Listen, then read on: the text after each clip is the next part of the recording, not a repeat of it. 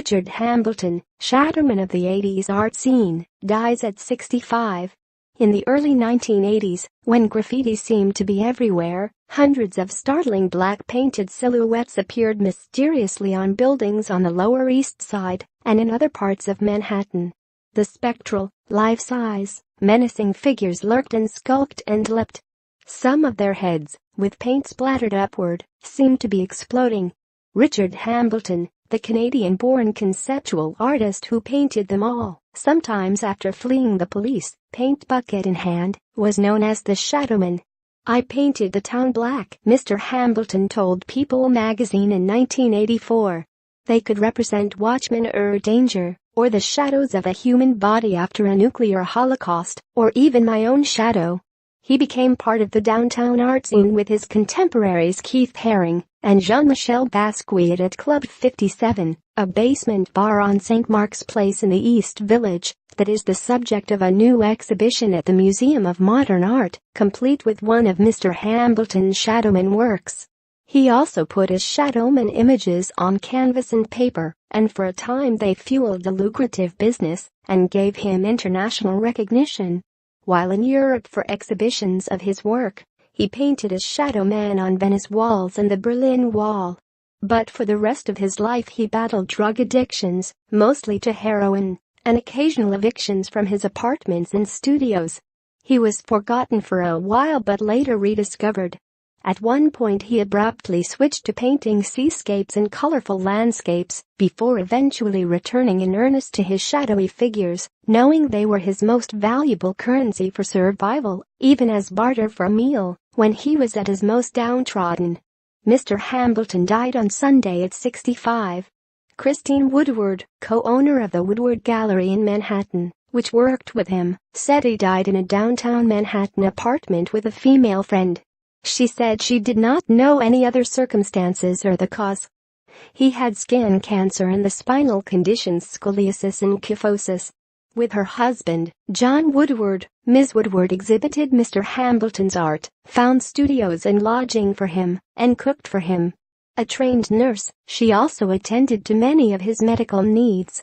He was so charismatic and so manipulative, but once you were in his sphere you couldn't shake him, Ms. Woodward said in an interview. He had it. He didn't care about the periphery. He would live in a bag on the street. All he wanted was paint supplies. A prankster who liked to provoke, as the anonymous street artist Banksy has done since the 1990s, Mr. Hambleton came to public attention in the mid to late 1970s by painting faux crime scene outlines of bodies on pavement and adding blood, hoping to make people believe that a serial murderer was on the loose. He began this image mass murder series in his hometown, Vancouver, British Columbia, and then took it down the West Coast and across North America. He carried squeeze bottles filled with white paint for the outline and red paint for the make-believe blood. "I remember stumbling on one of them and thinking it was a real crime scene," Penny Arcade, the performance artist, says in Shadowman, a forthcoming documentary about Mr. Hambleton, directed by Oren Jacoby. After seeing another outline, she says, she realized that this may be something else, but I didn't have any language for it. Mr. Hambleton studied maps to determine where, in each city, he would strike next.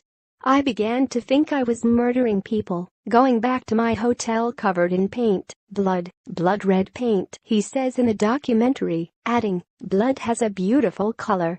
Announcing that Dick Tracett, also known as Richard Hambleton, was the private detective trying to solve the murders in Vancouver, he posted 4,000 fake wanted posters seeking the apprehension of Mr. Ria for the crimes. In 1980, soon after moving to the Lower East Side, he started another urban art project, installing full-size photographic images of himself, dressed up in a suit and tie and staring, on walls around the city and elsewhere. He called it, "I Only Have Eyes for You."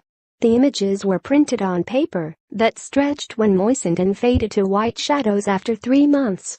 His early Shadowman period led to shadow images of bucking horses and riders on walls and canvases. By 1984, he had turned to the Marlboro Man, the cowboy figure whose macho image promoted cigarettes for decades. Mr. Hambleton, who smoked, toyed with the image, painting shadow figures over it, sometimes mixing tobacco with black paint for what he called the black lung effect. Richard Art Hambleton was born in Vancouver on June 23, 1952. His parents, Arthur and Vale Hambleton, survive him, as do two sisters and a brother. After graduating from the Emily Carr University of Art and